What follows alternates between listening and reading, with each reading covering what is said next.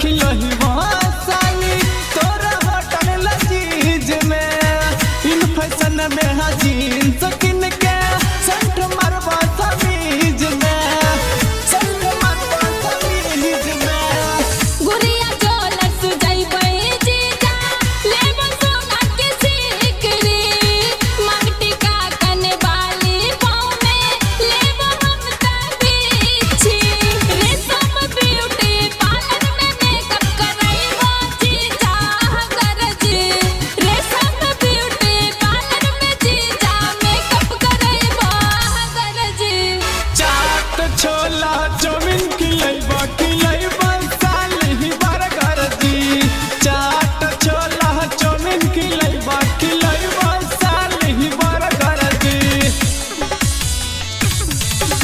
खिलैबा साली बर्गर जी खिलैबा साली बर्गर जी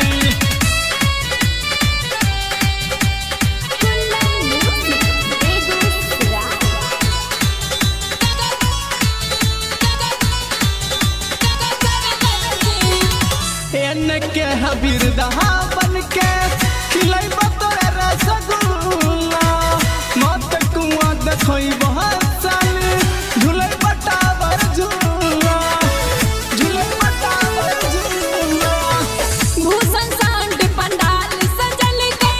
लागे छै खूब सुंदर माखा चाक वाली माता छठी सरवा के ऊपर राइटर सुमित दिलीप पूजा मैया के कैलन अर्पण जी